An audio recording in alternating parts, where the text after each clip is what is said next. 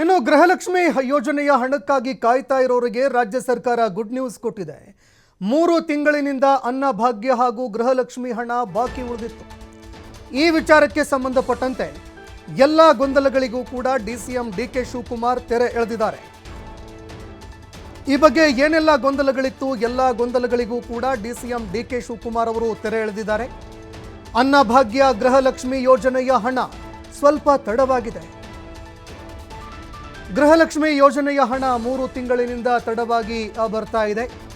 ಹೀಗಾಗಿ ನಮ್ಮ ಸರ್ಕಾರ ಮಾತು ಕೊಟ್ಟಂತೆ ನಾವು ಹಣ ಹಾಕ್ತೀವಿ, ಶೀಘ್ರದಲ್ಲೇ ಎಲ್ಲ ಕಂತುಗಳನ್ನು ಮತ್ತೆ ಬ್ಯಾಂಕ್ಗಳಿಗೆ ಹಾಕ್ತೀವಿ ಅಂತ ಡಿಸಿಎಂ ಡಿಕೆ ಶಿವಕುಮಾರ್ ಅವರು ಭರವಸೆ ಕೊಟ್ಟಿದ್ದಾರೆ. ಇನ್ನು ಕಳೆದ 3 ತಿಂಗಳಿನಿಂದ ಈ ಒಂದು ಸೌಲಭ್ಯ ಸಿಕ್ಕಿರಲಿಲ್ಲ. ಅದೇ ರೀತಿಯಾಗಿ ಗೃಹಲಕ್ಷ್ಮಿ ಹಾಗೂ ಅನ್ನಭಾಗ್ಯ ಯೋಜನೆಯ ಹಣ ಖಾತೆಗೆ ಬಂದಿರಲಿಲ್ಲ.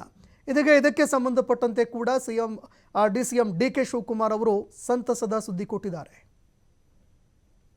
ಅಕ್ಕಿ ಮತ್ತೆ ದುಡ್ಡು ಎರಡು ಕೂಡ ಕಳೆದ 5 ತಿಂಗಳಿಂದ ಹಾಕಿಲ್ಲ ಸರ್.